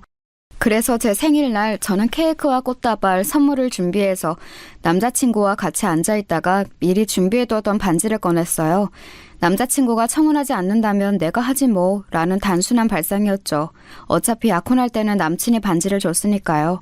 제가 반지를 꺼내서 내미니까 남자친구가 무척 놀라더라고요. 뭐 놀랐을 것 같기는 해요. 아무리 그래도 여자 쪽이 먼저 반지 맞춰서 청혼하는 경우는 많이 없으니까요. 웨딩밴드를 미리 맞춰서 제작했다. 우리 커플링도 대학 때 맞춘 거밖에 없지 않느냐 설명하고서 저와 결혼해달라고 익살스럽게 고백했죠. 남자친구는 좀 망설이는 얼굴이었지만 알겠다고 하고서 반지를 받아 끼웠어요. 이제 나는 예비 신부, 남친은 예비 신랑이 되었다는 사실에 저는 너무 좋아서 기뻐 죽을 것 같았죠. 아주 어릴 때부터 하고 싶었던 결혼을 드디어 사랑하는 사람과 이루게 되었다는 것이 좋았거든요. 하지만 묘하게 결혼을 약속하고서 준비를 하기 위해 제가 동분서주하기 시작한 그때부터 예비 신랑이 심드렁해지더군요. 원래는 저한테 작은 선물도 많이 해주고 자주 불러내서 같이 밥 먹고 데이트하는 일이 무척 많았었거든요. 그런데 그때를 기점으로 제가 귀찮다는 듯이 굴기 시작했어요. 결혼 준비하러 이런 걸 보러 가야 한다, 이걸 골라야 한다, 이거 예약하려고 알아봐야 한다 이야기를 해도 예비 신랑은 듣는 둥 마는 둥 제가 뭐라고 하거나 말거나 가만히 있더라고요. 도리어 제가 내린 결정에 태클을 걸거나 비웃어서 사람 열받게 하고 결국은 싸움으로 데이트가 끝나는 일이 너무 잦아졌어요. 그러던 끝에 불과 한 달도 지나지 않아서 제가 폭발했었죠. 대체 뭐가 문제냐고, 나랑 결혼을 하긴 할 거냐고 소리를 질렀어요. 저는 너무 당연하게도 제가 이렇게 말하면 예비 신랑이 미안하다고 할 줄 알았죠. 어차피 결혼할 사람인데 당연히 사이가 좋게 유지되는 걸 바라지 않겠어요? 하지만 예비 신랑의 반응은 제 예상과 완전히 달랐었죠. 말 안 하려고 했는데 진짜 해야겠다. 너 진짜 나하고 결혼하고 싶어? 당연한 거 아니야? 무슨 말이 하고 싶은 거야? 너도 나하고 결혼한다 했잖아. 야, 솔직히 너랑 나랑 스펙이 맞는다고 생각하냐? 난 대기업에서도 지금 인정받고 있고, 넌... 나? 내가 뭐? 나한테 문제가 있다는 거야? 솔직히 조그만 회사에서 뭐 비전도 없고 언제 잘릴지도 모르고 내가 너하고 결혼해야 할 이유가 뭐가 있어? 솔직히 말하면 그러잖아. 예비 신랑은 당연하다는 듯이 그렇게 말했고 저는 너무 충격을 받았어요. 그 작은 회사에서 월급 받아 졸업 전까지 이것저것 스펙 쌓으라고 돈 보태줬던 게 저인데 이제 대기업 취직해서 자리 잡고 나니까 저런 소리를 하더군요. 더 충격은 그 다음이었어요. 나 여자도 능력 봐. 그리고 네 친구 미선이 걔하고 사귀고 있어 지금. 뭐라고? 의대 미선이? 내 베프? 그래, 이제 레디전트잖아. 능력 있는 네 친구가 너보다 100배 낫지. 예비 신랑은 그렇게 말하면서 웃더군요. 저는 귀를 의심했어요. 비록 그 친구가 너무 바쁜 인턴과 레지 과정을 거치면서 자주 연락을 할 수 없어 요즘 조금 뜸해졌다고는 해도 대학 시절부터 지금까지 베프인 건 확실했거든요. 대학 시절에 남친은 도리어 그 친구가 부담스럽다면서 자리를 피했었는데 지금 와서 사귄다고 하니까 믿을 도리가 없었어요. 제가 믿지 못하겠다면서 소리를 지르고 그 자리에서 친구한테 전화를 했는데 전화를 받은 친구는 말없이 있다가 그래, 나 네 예비 신랑이랑 사귀고 있어 라고 말하고서는 끊어버리더라고요. 정말 세상이 무너지는 것 같았어요. 제가 울고 있는데도 예비 신랑은 저를 돌아보지도 않고 나가버리더군요. 순식간에 베프와 예비 신랑을 모두 잃게 된 처지에 정신이 나갈 것 같았어요. 아예 상상도 하지 못했던 순간이었거든요. 베프하고 다시 연락이 되지 않는 기간이 길어지고 있었지만 그건 걔가 너무 바빠서였고 예비 신랑하고 결혼 준비가 어느 정도 되고 나면 연락을 할 생각이었어요. 하지만 그 사이에 예비 신랑은 그 친구하고 바람이 나 있었던 거였죠. 대체 언제부터였는지는 잘 모르겠어요. 지금까지도요. 의대 친구는 이미 학부 시절부터 너무 바빴고 남자친구가 가끔 있기는 했지만 시간이 없어서 연애를 못한다고 할 정도였거든요. 게다가 그 남친들도 전부 의대생이거나 아주 잘 사는 집 아들들이라서 뭔가 스펙을 중시한다는 느낌이었고요. 제 예비 신랑은 물론 대기업에 다니기는 했지만 사실 의사하고 붙이면 균형이 맞지는 않는 수준이잖아요. 베프가 항상 그랬거든요. 의사들은 평범한 직장인 사람하고 결혼할 거면 그 집안이 엄청 잘 사는지 본다고요. 최소한 나중에 개인병원 개원은 해줄 정도가 되어야 결혼하는 게 수지가 맞는다고 했어요. 하지만 제가 알기로 예비 신랑의 집안은 절대 그 정도 아니었고요. 그냥 저냥 보통 먹고 사는 평균적인 한국 가정이었어요. 도리어 좀 가부장적이고 답답한 가풍이라는 것 정도는 알고 있었지만 예비 신랑을 사랑했기 때문에 제가 참고 결혼하려던 예비 시댁이었거든요. 제가 의사 친구한테 전화를 걸어서 뭔가 물어보려고 하거나 화를 내려고 했지만 잠깐 받아서 비우고 끊어버리는 게 너무 속이 상했어요. 차단도 안 하고 계속 받기는 받는데 도리어 그게 저를 우습게 보는 것 같아서 너무 싫었어요. 나중에는 네가 이런 식으로 구질거리니까 네 예비 신랑이 나랑 바람난 거야 이런 식으로 말을 하더라고요. 예비 신랑도 제가 전화를 하니까 문자로만 귀찮게 하지 말고 이제 포기해. 난 네 친구하고 결혼할 거야 라고 왔어요. 그러고서는 차단해버리더군요. 너무 억울하고 화가 나서 저는 대학 단톡방 동기들한테 하소연을 했어요. 사정을 털어놓자 동기들은 당연히 경악하면서 제대로 말도 잇지 못했었죠. 그 친구들도 당연히 연줄이 있어서 그 의대 친구와 전 예비 신랑 쪽하고 겹치는 지인들이 있었어요. 솔직히 제가 이런 식으로 당한다면 최소한 대학 내 인맥 사이에서 언플이라도 잘 해놔야겠다는 생각이 들어서 한번 당해봐라는 심정으로 전부 다 풀어버렸죠. 아마 이성이 있었으면 그렇게 내밀한 이야기는 단톡방에다 안 했을 것 같은데 그때는 이거고 저거고 없이 머리가 돌아버려서 그냥 맛 좀 봐라 하고서는 다 이야기를 해버렸어요. 친구들은 다 같이 붕괴해졌고 혹시라도 그 둘 결혼이라도 하게 되면 자기들이 단체로 하얀 원피스를 입고 가주겠다고도 해주었어요. 그래도 동기들이 같이 화를 내주어서 그것만으로도 마음의 위로가 많이 되더라고요. 제가 억울하다는 사실을 아는 사람이 있다는 사실 하나만도 좋았어요. 그런데 단톡방에 있던 친구 한 명이 뭔가 이상하다면서 말을 꺼냈어요. 야, 그런데 그러고 보니까 미선이 걔 레지치고 꽤 논다던데? 그게 무슨 말이야? 원래 의사 그 연차 때는 정신없잖아. 근데 남자를 그렇게 만나고 다닌다고 하더라고. 한 번에 뭐 셋도 만나고 그랬대. 완전 문어다리였다고. 뭐? 걔 원래 엄청 얌전하지 않았어? 아우 야, 그건 네가 그냥 걔랑 친해서 좋게 봐준 거고 학부 때부터 유명했어. 걔 하도 남자 찔러보고 다녀서 의대에서 왕따 된 거잖아. 그래서 의대 안에서 못 놀고 타과 애들 사이에서 동아리 활동했는데 너가 친하게 지내준 거고.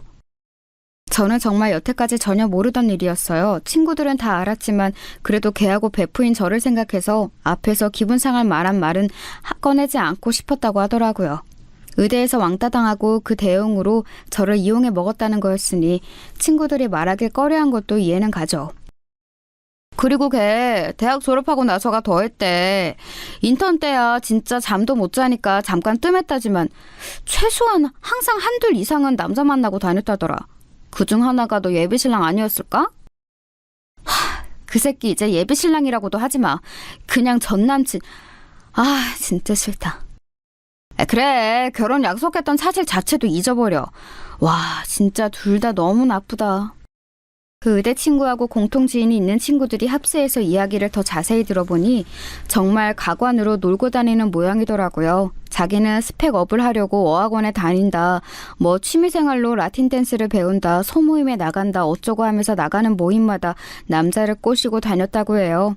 너무 많이 만나고 다녀서 그만큼 이래저래 트러블도 많았는데 병원으로 찾아와서 머리채를 잡은 여자도 있었더라고요. 저처럼 결혼 약속 단계에서 엎어진 커플도 있었지만 아예 결혼식을 올린 남자하고 바람이 나서 파혼된 곳도 있었고요. 결혼식 전에 깨쳐서 차라리 다행이라고 해야 하니 나는? 차라리 다행일 수 있어. 네 남친은 걔한테 얼마나 쉬운 먹잇감이었겠니? 근데 그동안 안 건드린 건 그만큼 마음에 드는 구석이 없어서였을 텐데 혹시 뭐 반지 줬다 이런 말 했어 걔한테? 이상하게 주인 있는 남자를 더 꼬시는 것 같더라. 아, 맞네. 이야기했어.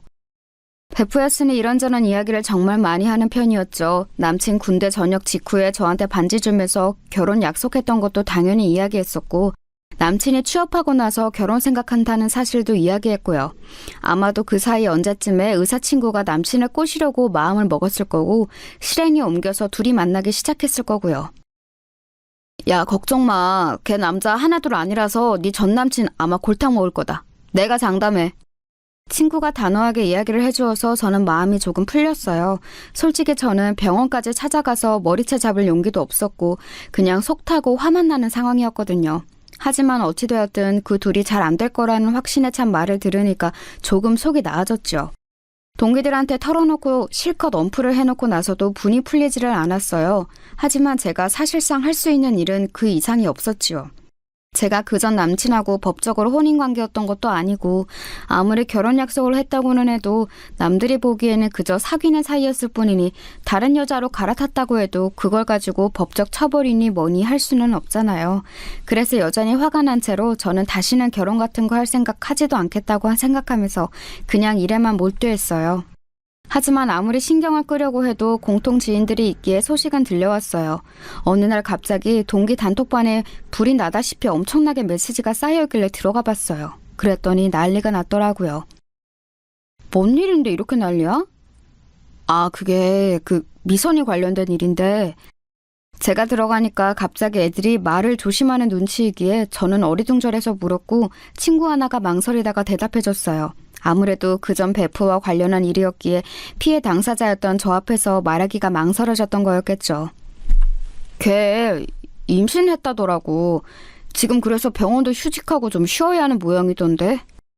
설마 그 새끼예요? 지금 상황 봐서는 그런 것 같아. 와, 미친놈. 임신 4개월이라고 하더라. 친구가 머뭇거리며 전해준 말에 기가 다시 한번 막혀왔어요. 아직 헤어진 지 2달도 되지 않는 상황. 임신 4개월이라면 그 전에 이미 잠자리를 했다는 이야기죠. 아니, 약혼녀 친구하고 바람난 놈이니 당연히 잠자리야 했겠는데 그걸 현실적인 증거로 눈앞에 접한다는 건 또 다른 문제였어요. 속이 뒤집히려고 했지요. 그래서 지금 결혼하려고 준비한다나 봐.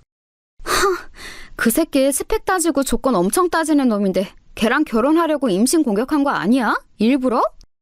가능성 있지. 의사 아내 만나기 쉽지 않으니까. 아무래도 먼저 임신시키고서 결혼하려고 일부러 피임도 안 했을 수도 있고.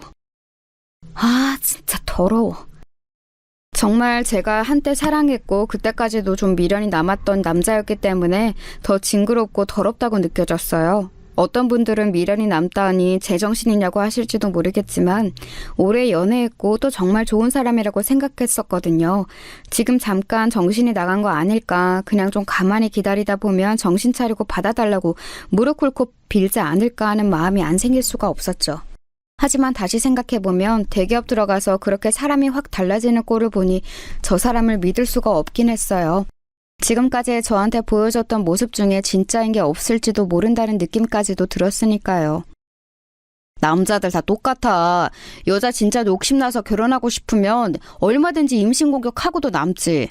아, 진짜 더럽다. 너 그냥 걔 물렸다 치고 잊어버려. 내가 더 좋은 사람 소개시켜줄게. 단톡방 친구들은 하나같이 제가 더 아까웠다면서 위로를 해주었어요. 마음은 정말 고마웠지만 크게 위로는 되지 않았었죠. 누가 보아도 제가 스펙도 모자라고 못나서 차인 게 뻔했으니까요. 그 의사 친구는 의대 나와 의사 생활을 하면서 외모도 점점 더 예뻐졌거든요. 아무래도 돈 잘 벌고 자기 자신한테 투자도 많이 하고 다 하다 보니까요. 저는 남자친구 뒷바라지 하느라 저한테 돈을 잘 쓰지도 못했고 애초에 벌이도 좋지 못했으니 점점 더 차이가 나는 게 너무 당연했어요.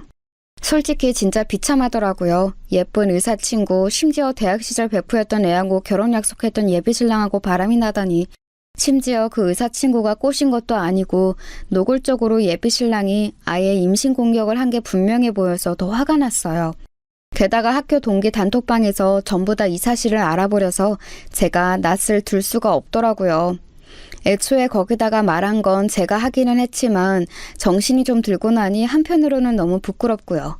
서로 겹치는 지인들도 많고 타과생들도 끼어있는 단톡방이어서 이야기가 어디까지 퍼져나갔을지 알 수가 없었어요. 저는 이제 아예 관심을 끊고 있으려고 했지만 그게 마음처럼 되나요? 게다가 단톡방 친구들은 제 눈치를 보면서도 걔네들 소식이 들려오면 계속 이야기를 해주었어요. 친구들 입장에서야 제가 관심이 있을 거라고 짐작해서 이야기를 해주는 거였고 사실 저도 그 나쁜 것들 사정이 어떻게 굴러가나 궁금은 했거든요. 그런데 그 의사 친구하고 전 남친하고 결혼 준비도 만만치 않은 모양이더라고요. 야, 그게 쉽겠냐? 딸 의사 만든 집안에서 기껏해야 대기업 따위 다니는 사위가 말이 되겠냐고. 하긴 의사 입장에선 그렇겠지? 병원 개원이라도 시켜줄 수 있으면 모르는데 그것도 아니잖아. 그 새끼 아주 예비 처가에 무릎 꿇고 빌려다니는 모양이더라. 그렇게까지 비참하게 굴면서 결혼해서 대체 뭐 하려고 저러나 몰라. 그 새끼는 그냥 결혼 자체가 목적일걸? 뭐든지 지 목표가 있으면 당연히 해야 한다고 생각하는 새끼라서. 그 새끼는 의사 마누라라는 일종의 트로피를 들어올리고 싶은 거였죠. 제가 그 인간 심리를 좀 알 것 같았거든요. 그리고 돈도 잘 버니 자기가 나중에 잘리더라도 괜찮을 거라는 계산도 있었을 거고요.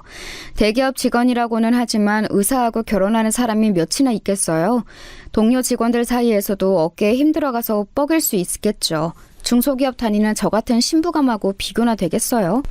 결국 들려오는 소문에 미혼적이던 의사 친구가 결국 부모님한테 같이 고개를 숙여서 결혼 허락을 받아냈다고 하더라고요. 그 친구 부모님이 거의 뒷목 잡고 넘어가셨다고는 하는데 뭐 어쩌겠어요. 딸을 그 모양으로 길러놓은 것을. 나름대로 베프였던 친구 예비신랑을 그런 식으로 훔쳐가 놓고서 자기는 다른 멋진 남자하고 결혼할 생각은 아니었겠죠. 솔직히 제가 그 친구한테 찾아가서 생난리를 칠까 고민한 적도 있었어요. 처음에 예비신랑이 저를 차고 나서 거의 일주일은 잠을 아예 못 자고 날밤을 새웠거든요. 어떤 때는 예비신랑보다 의사친구가 더 밉고 머리채라도 잡고 시원하게 한번 흔들어버리면 마음이 좀 풀릴 것 같았는데 제 성격에 그게 될 수도 없었고 그랬다가 뭐 고소라도 당하면 제가 더 봉변을 당할 수도 있을 것 같아서 안 했어요. 임신했다는 걸 알고 나니까 만약 제가 찾아가서 난리를 쳤다가 잘못해서 유산이라도 했으면 정말 큰일이었겠구나 싶어서 차라리 안심은 되더라고요. 그리고 얼마 지나지 않아서 걔네들이 결혼식을 했다는 이야기가 들려왔어요. 속도 위반으로 결혼하는 거라 떳떳하지는 못했는지 그리 크지 않게 치렀다고 하더군요. 제 친구들은 사정을 알고 있으니 거의 가지 않았고 한 친구는 축의금 1,800원을 봉투에 담아내면서 잘해봐라 친구 예비신랑 뺏은 혼전 임신녀라고 쓴 메모를 넣고 왔다고 해요. 괜한 짓을 했다고 타박하긴 했지만 솔직히 속은 조금 시원하더군요. 적어도 그 축의금 열어보면서 잠깐이라도 약은 오를 거 아니에요? 어쩔 수 없이 다녀온 공통 지인들 말을 들어보니까 신랑 쪽 부모님은 아주 좋아서 싱글벙글인데 신부 쪽 부모님은 얼굴이 거무죽죽하게 죽어서 거의 돌아가실 것 같은 표정이셨다고 하더라고요. 의사 딸이 혼전 임신으로 택도 없는 신랑감을 데려왔으니 어쩔 도리가 없는 거였겠죠. 그러고 나서는 친구들이 하나같이 입을 다물었어요. 슬슬 걔네들 이야기를 꺼내지 않는 게 저한테 더 배려하는 거라고 생각을 했었나 봐요. 제가 그래도 평소에 행동을 잘했구나, 인덕을 쌓았구나 라고 느꼈던 게 친구들이 하나같이 저를 배려하는 게 느껴져서였죠. 얼마나 고맙던지. 그리고 친구들이 다 같이 남자를 소개시켜준다면서 여기저기 연락을 해줘서 그중 고르고 골라 몇몇을 만나러 다녀오기도 했어요. 하지만 상처가 아직 너무 큰 상태라서 잘 되기는 쉽지 않았었죠. 그러다 몇 달이 지났는데 친구들 단톡방이 뭔가 술렁술렁 하더라고요. 저한테 말은 안 하는데 뭔가 분위기가 묘해요. 그때쯤 저는 예비신랑 일을 잊으려고 일에 몰두할 때라 정확하게 무슨 일인지는 알 수 없었죠. 그런데 한 친구가 저한테 해줄 말이 있다고 따로 만날 수 있냐고 하더라고요. 그래서 저는 그러자고 하고서 친구를 퇴근 후 저녁 때 만나서 카페로 갔어요. 너 모르지? 걔네 이야기. 걔네? 아, 설마 미선이? 모르지, 나야. 진짜 대박이야. 걔 애기 낳았거든? 생각해보니까 그때쯤 걔가 애기 낳을 때가 되긴 했더라고요. 근데 뭐 걔가 애기를 낳건 말건 제가 무슨 상관인가요? 어차피 저랑은 그 전남친도 전배프도 완전히 끝난 인연인걸요. 별로 그 이야기는 듣고 싶지 않았던 제가 그냥 말없이 고개를 끄덕이니까 그 친구가 주변을 둘러보고 조심스럽게 목소리를 낮춰서 말해주었어요. 근데 흑인 애가 나왔대. 진짜 미친 거 아니냐? 뭐? 저는 정말 그 순간 귀를 의심했었죠. 아니 분명히 전남친하고 자서 임신해서 결혼한 거 아니었나? 근데 어떻게 흑인 애가 나오지? 싶었던 거예요. 너무 어이가 없어서 친구를 입을 벌리고 쳐다보고 있으려니 제가 못 믿는다고 생각했는지 친구가 다시 한번 말하더라고요. 진짜야. 그래서 병원 완전히 뒤집어졌었대. 네 전남친 애 낳는 동안 안절부절하면서 아주 난리 버거지였다는데 애 낳고 나서 흑인인 거 보고 거의 기절했다고 하더라. 흑인? 아니 그게 가능해? 그니까 내가 그랬지. 미선이 걔 남자 진짜 엄청 만나고 다닌다고. 영어 공부한답시고 어학원도 다녔는데 거기 선생이 흑인이었다더라. 다들 그 선생하고 한참 놀고 나서 네 전남친 꼬신 거 아니냐고 그랬어. 흑인 혼혈 나올 걸 알면서 그랬다고?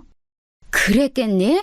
한 번에 한국인 흑인 가리지 않고 여러 만나다가 임신하니까 누군지 알 수는 없고 그래서 그냥 만만한 놈 하나 잡아서 결혼한 거겠지. 책임지게 만들려고. 네 전남친 다른 남자 애 나와도 별말 못하게 생기긴 했더라. 아하, 그제야 이해가 가더군요. 이 사람 저 사람 다 만나고 자고 다니다가 임신했는데 지우기도 애매한 시기라 그냥 적당한 인간 하나 잡아서 말 못하게 하려고 결혼했던 거였어요. 거기에 제 전 예비신랑이 걸린 거였고요. 솔직히 고소하더라고요. 제 전 예비신랑은 베프 남친하고 바람나는 여자가 정상적인 도덕관념일 걸 기대하고 사귀었을까요? 좀 웃기는 일이죠. 남의 일이라고 생각하고 있었지만 일이 이렇게 돌아가니까 관심을 안 가질 수가 없더군요. 저는 계속해서 공통 지인들과 친구들한테 이야기를 해달라고 해서 들었어요. 대체 얼마나 난리가 났나 궁금해서 살 수가 없었거든요. 흑인에 나오고 나서 전 남친은 뻣뻣하게 굳어서 꼼짝도 못하고 있었다고 하더군요. 뭐 애 인종에 대해서 어떤 이야기를 둘이 나눴는지는 몰라도 출산한 아내가 아직 병원에 있는데 그냥 집에서 다 짐 싸들고 나왔다는 이야기를 들었어요. 당연한 것 같으면서도 쪼잔해 보이기도 하고 뭐 본인이 선택한 일이잖아요. 서로 도덕적인 기준이라고는 바닥인 것 같은데 그거 알면서 결혼한 거 아니었을까요? 그래놓고 뭐 다른 남자 아이라고 그렇게나 충격받은 것처럼 집까지 나올 일이람 하는 생각이 들더라고요. 뭐 어차피 저를 가장 비참한 방식으로 배신한 인간 일이었으니까요. 그러고서 이혼을 한 해 만에 그 의사 친구 직장에도 소문이 짜게 퍼져서 난리가 났다고 하더군요. 거기에 제 이야기까지 끼워져서 퍼졌다고 해요. 뭐 누가 봐도 엄청난 일이긴 하잖아요. 대학 시절부터의 오랜 베프 예비신랑하고 바람나서 결혼까지 했는데 혼전 임신이라고 해서 낳은 애가 흑인 아이. 어디 결혼과 전쟁 이런 프로그램에나 나올 법한 일 아닌가요? 전 남친은 이혼할 거라고 소리소리 지르고 난리를 떨고 다니고 있고 반대로 의사 친구는 뻔뻔하게 이왕 낳은 거 어쩔 거냐고 인종 다른 게 뭐가 그렇게 문제냐고 한다고 했어요. 너하고 만나기 전에 다른 남자 만났던 게 뭐가 그렇게 큰 문제냐고 도리어 적반하장격으로 나왔대요. 저는 그 이야기들을 들으면서 친구들하고 그들 뒷담으로 거의 날밤을 새우다시피 했어요. 저는 정말 전혀 몰랐던 일이었는데 그 의사 친구한테 저 말고도 남친 빼앗겼던 애들이 두세 정도 더 있더라고요. 물론 대학 시절 어릴 때 일이기는 했는데 그때부터도 그렇게나 양다리도 아니고 문어다리로 남자들을 그렇게 많이 꼬시고 다녔다면서 친구들이 결국 저렇게 될 줄 알았다고 고소해하더군요. 저도 이제 남일이라 그저 웃기만 했어요. 결과가 그 꼴이 난 걸 보니 뭐 복수하고 싶은 마음도 사라진 지 오래였고 그냥 쟤네들이 멀리서 지들끼리 싸우기만 하면 되겠다 싶었어요. 그런데 걔네들 이야기가 아주 꿀잼이라면서 친구들끼리 뒷담을 까고 난 후 한 달도 채 지나지 않았을 무렵이었어요. 제가 퇴근하는 길이었는데 회사에서 나와 지하철역으로 가려는 순간 앞에 어떤 남자가 불쑥 가로막더라고요. 전 너무 놀라서 소리를 지를 뻔했는데 그 남자가 얼른 손을 들면서 저한테 말했어요. 나야 자기야 놀라지 마. 너무 갑자기 왔지? 아니 어쩐 일이야? 그 남자를 다시 보니까 더욱이나 놀라웠어요. 바로 제 전남친이었거든요. 저까지 차고서 결혼한 놈이 갑자기 왜 찾아왔나 저는 의심스러운 눈으로 쳐다봤지요. 그랬더니 전남친은 불안한 얼굴로 눈을 굴리더니 머리를 갑자기 숙이더군요. 자기야, 내가 말하자면 복잡한데 그게 나 걔랑 이혼했어. 이혼했다고? 정말이야? 말도 안 되는 소리였어요. 제가 그 이야기를 들은 지 얼마 되지도 않았는데 제가 이야기를 들은 날 곧장 이혼 서류를 썼어도 아직 숙려기간도 지나지 않았을 시기였죠. 더군다나 그 의사 친구가 절대 쉽게 놔주지도 않았을 게 뻔했어요. 정상적인 애아빠로 들어앉히려고 발목 잡은 건데 거기에 넘어갈 정도로 멍청한 놈을 놔줄 리가요. 적당히 달래다가 시간 지나면 포기하겠지 싶어서 기다리고 있겠죠. 전 남친은 제가 되묻자 뭔가 찔끔한 얼굴로 고개를 숙였어요. 아니 그게 이혼하려고 노력 중이야. 정말이야. 이혼하려고 생각만 하고 있는 거 아니고 걔가 이혼은 해주겠대? 소송이라도 할 거야. 걔가 유책이니까 이혼은 확실히 할 수 있어. 그러니까 왜 지금 와서 이혼하려고 해? 네가 원하던 능력 있는 아내잖아. 의사 아내를 네 주제에 어디 가서 또 구하게? 이왕 이렇게 된 거 저는 차단되어서 그동안 못 퍼부었던 말을 제대로 한번 퍼부어보자 싶었습니다. 사실 의사 친구도 물어뜯고 쉽게 믿기는 했지만 가장 큰 문제는 전 남친 아니었겠어요? 지가 정신만 똑바로 박혀 있었다면 절대로 저를 버리고 이런 식으로 떠날 리가 없었죠. 제정신이 아닌 놈이니까 애초에 저를 무시하는 마음이 컸으니까 낼름 의사 아내 만든다고 도망가 버린 거였다고밖에 볼 수 없었어요. 제가 날카롭게 반문하자 전 남친은 당황해서 얼굴이 시뻘개지더군요. 목소리 좀 줄여. 자기 직장 사람들 듣겠다. 그게 뭐 어때서? 난 잘못한 거 없어. 잘못은 네가 했지. 저는 어차피 직장 사람들이 다 제 파혼에 관한 사실을 알고 있었어요. 직장이 워낙 작은 곳이고 동료들하고도 친구처럼 지내는 곳이라서 미주알 고주알 다 이야기를 해놨었지요. 그래서 지금 와서 전 남친에 대한 소문이 퍼진다고 해도 정말 아무런 상관이 없었어요. 가능하다면 전 남친 직장 그 대기업까지 쫓아가서 이 새끼가 무슨 짓을 했는지 소리소리 지르면서 다 알리고 싶었지만 제 신경이 더 피곤할 게 뻔해서 그만두었을 뿐이었죠. 알겠어. 진정해. 나 할 이야기 있어서 왔어. 뭔데? 다시 나랑 만나주면 안 될까? 내가 정말로 잘못했어. 뭐? 전 남친은 아주 불쌍한 얼굴을 하고서 저를 쳐다보고 있었어요. 이혼도 안 한 주제에 지금 저한테 다시 만나달라고 하면서 저렇게 뻔뻔한 표정을 하고 있다니 믿을 수가 없었죠. 너 지금 이혼도 안 했다며. 지금 나한테 불륜녀 되라는 소리야? 아니, 그보다 너 나한테 정말 미안하기는 해? 미안하면 네가 나한테 얼굴 빳빳하게 들고서 이런 소리를 하면 안 되지. 자기야, 나 좋아했잖아. 자기가 처운할 만큼 나 좋아하지 않았어? 다시 만나면 되잖아. 전 남친은 제 반응을 예상하지 못했다는 듯이 당황한 얼굴이었습니다. 그 얼굴에 제가 더 황당했죠. 대체 이 새끼는 날 뭘로 보고 있었던 거지? 싶었어요. 그러니까 제가 먼저 결혼하자는 말을 꺼냈기 때문에 사귀는 동안 제가 더 성의를 다하고 배려했기 때문에 제가 지를 죽을 만큼 사랑하는 줄 착각하고 있었던 모양이에요. 물론 사귀는 동안 정말 사랑했던 것은 맞지만 그랬기 때문에 그런 식으로 더럽게 차였을 때 완벽하게 마음을 떼어냈다는 사실도 예상하지 못했던 걸까요? 인간이 어떻게 저럴 수가 있는 건가 싶어서 저는 어이가 없어서 말없이 전 남친을 노려봤어요. 자기야, 내가 이렇게 빌게. 나하고 결혼해줘.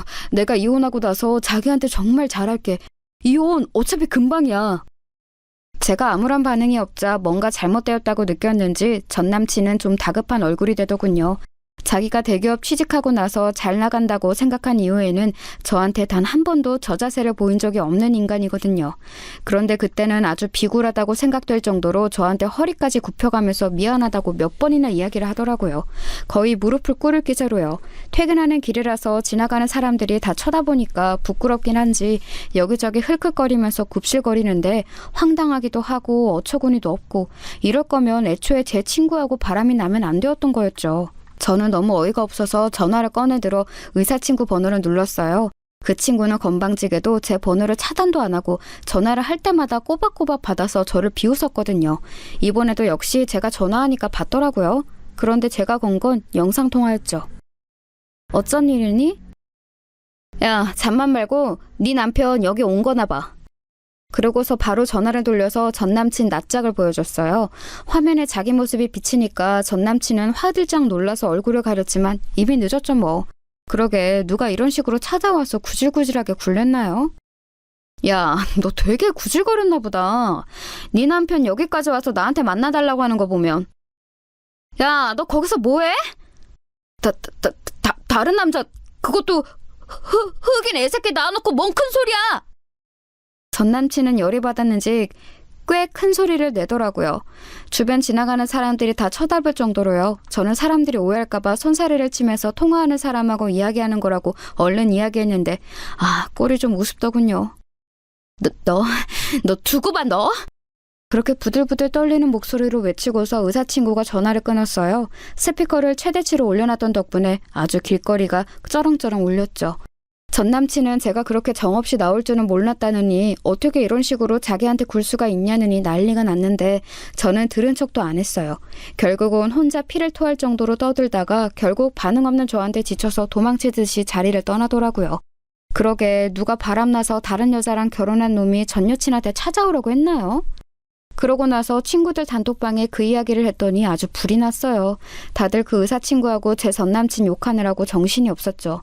몇 날 며칠을 그 둘 욕으로 단톡방에 날려왔는데 결국 그 한 달 뒤쯤 걔네들이 정말로 이혼 절차를 밟고 있다고 하더라고요. 둘 다 모은 돈도 별로 없이 개털이라 생각보다 이혼은 쉬울 것 같다고 대신 여자 쪽에 양육비를 달라는 적반하장 주장을 하고 있어서 전 남친이 기가 막혀 죽으려고 한다고요. 저는 그냥 그 이야기를 듣는 게 꿀잼이기는 했어요. 결국 이혼을 하기는 했는데 시달려서 아주 너덜너덜해졌고 그 과정에서 자기 회사에도 사정이 다 알려졌다고 했어요. 의사 아내 맞는다고 회사에서도 얼마나 자랑을 했겠어요. 근데 뭐 흑인 애 낳은 아내라는 게 알려졌으니 다 망했죠. 저는 그냥 피해자일 뿐이지만 그래도 그런 일이 생겨 그 인간 됨됨이도 알게 되고 결혼도 안 해서 참 다행이라고 생각이 들더라고요. 모든 일이 나쁜 면만 있지는 않은 것 같아요.